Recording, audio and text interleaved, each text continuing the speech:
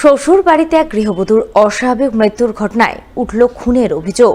গৃহবধূকে মারধর করে বিষ খাইয়ে খুন করার অভিযোগ উঠল স্বামীসহ শ্বশুরবাড়ির লোকজনেদের বিরুদ্ধে।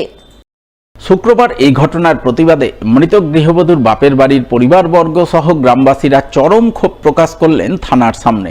ঘটনাটি ঘটেছে মালদার রতুয়া থানার আইলপাড়া এলাকায়। জানা গেছে মৃত গৃহবধূর নাম লাভলি খাতুন, বয়স 25 বছর। স্বামীর নাম শেখ হাসেন। তাদের দুই নাবালক সন্তান রয়েছে। এদিন শ্বশুরবাড়িতে লাভলি খাতুনের অস্বাভাবিক মৃত্যু হয়। ঘটনায় মৃতার বাপের বাড়ির লোকজনেরা অভিযোগ করেন, বিয়ের পর থেকেই স্বামীসহ শ্বশুরবাড়ির লোকজনেরা মিলে লাভলির উপর নানাভাবে অত্যাচার করতেন।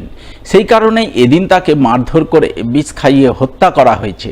এই অভিযোগ পেয়ে রতুয়া থানার পুলিশ মৃতার স্বামীকে আটক করে ঘটনার তদন্ত শুরু করে বলে জানা গেছে।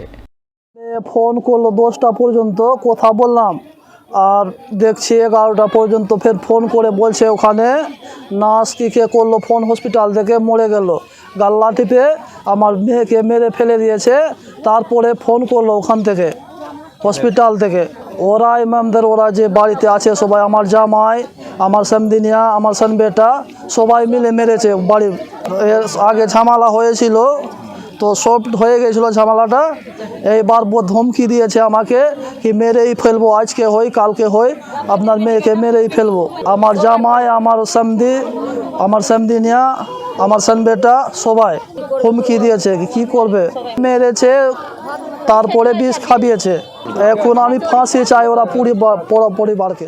অন্যদিকে শুক্রবার জমি বিবাদের জেরে এক বৃদ্ধের মৃত্যুর ঘটনায় খুনের অভিযোগ ওঠে রতুয়া থানার পাহাড়াল এলাকায়। জানা গেছে মৃত বৃদ্ধের নাম মীর জাহাঙ্গীর আলী, বয়স 70 বছর। তার মৃত্যুর ঘটনায় তার ভাইপোদের বিরুদ্ধে খুনের অভিযোগ ওঠে। মৃতের পরিবারবর্গ অভিযোগ করেন, জায়গা জমি নিয়ে দীর্ঘদিন ধরে জাহাঙ্গীর আলীর পরিবারের সঙ্গে মহসিন আলী, তার ভাইপো মীর শামশের আলী, মীর মানোয়ার আলীদের বিবাদ চলছিল। সেই বিবাদের কারণে এদিন মীর জাহাঙ্গীর আলীর বুকে ইট দিয়ে আঘাত করে তাকে খুন করা হয় বলে অভিযোগ। এই ঘটনায় মৃতের পরিবারের তরফে মোট 13 জনের নামে রতুয়া থানায় লিখিত অভিযোগ দায়ের করা হয়। তার ভিত্তিতে পুলিশ ঘটনার তদন্ত শুরু করে বলে জানা গেছে। বাড়ি বাড়ি ঝগড়া চলছে জমি জায়গা নিয়ে, ওরা জমি নিয়ে, তো ওই জমিটা আমাদের দখলে, সবকিছু আমাদের। ওরা জবরদস্তি ঘেরেছে 1 বছর আগে।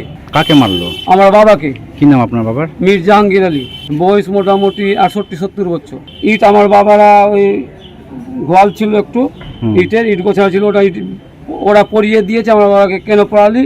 তো এটা ঝামেলা বাড়লো, ঝামেলা বেড়ে আমার বাবাকে ধাক্কা দিয়ে ইট মারলো, আমার বাবা পড়ে গেল, পরে হার্ট স্ট্রোক হয়ে গেল।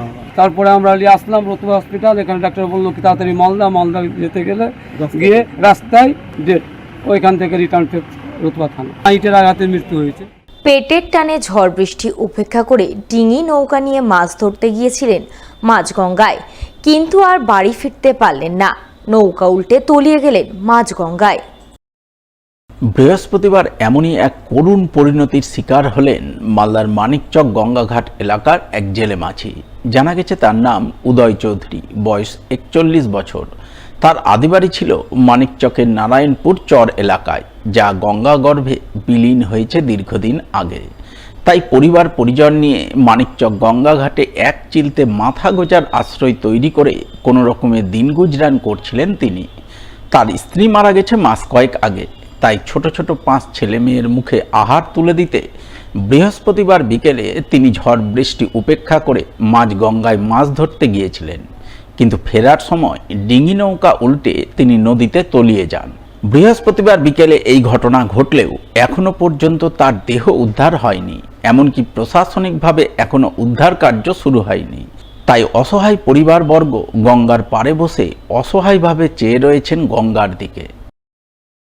ঝড় বৃষ্টিতে আমার ছেলে যাচ্ছিল মাছ ধরার জন্য, কাটা পাল্টি খেয়ে ওইটা মারা গিয়েছে। কি করবে, পেটের দায়ে 5টা ছেলে আছে, তার ওর বউ নাই। হ্যাঁ, 7-8 মাস হলো, একটা ওর বউ ছিল মারা গিয়েছে। পেটের দায় তো গরিব লোক, না খাটলে তো খাবে কি? মাছ ধরে জন্মজুলি করতে, আর কিছু তো জমি জায়গা ওর ঘরে বাড়িতে নাই। তারপরে ওই যে আমরা ওই উপরের লোকে থানার লোকে এসেছিল, আমাকে কিছু শোধালো। হ্যাঁ, আমার সঙ্গে কোনো কথা বললো না, ওরা চলে গেছে। এখন পর্যন্ত সরকারের লোক কেউ আমার কাছে আসেনি। আমরা উপর মহল সব জানিয়েছি, খোঁজাখুঁজি আমরা নিজে থেকে করছি, সরকার থেকে কোনো খোঁজাখুঁজি হচ্ছে না। আমি চাচ্ছি যে সরকার থেকে কোনো সাহায্য ওই খোঁজাখুঁজি হোক।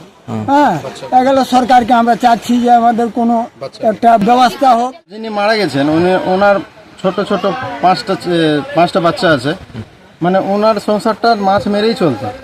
এবার নিম্নচাপ থাকা সত্ত্বেও পেটের দায়ে বাচ্চাগুলোর মুখের দিকে তাকিয়ে ওই বেচারা কালকে এই স্যার 5টা নাগাদ এই মাছ ধরতে গেলেন, দিয়ে হুট করে মানে নৌকাতে নদীতে পড়ে তলিয়ে যান। খোঁজাখুঁজি আমরা নৌকা নিয়ে খোঁজাখুঁজি করলাম, এখন অবধি কোনো মানে খোঁজ পাওয়া যায়নি। প্রশাসনকে জানানো হয়েছে, কালকে শুধু এই থানা থেকে একজন অফিসার এসেছিলেন, নাম লেখে চলে গেছেন। বিপর্যয় মোকাবিলা টিম এখন পর্যন্ত আসেন, এখনো দেহ উদ্ধার হয়নি। আমরা চাইছি যে খোঁজাখুঁজি ব্যবস্থা করা হোক, এবং এই যে ছোট ছোট বাচ্চাকে রেখে মাটাও তো মারা গেছে, 6 মাসও হয়নি, বাবাটাও মারা গেল, যাতে বাচ্চাগুলোর কিছু ব্যবস্থা হয়ে যায়।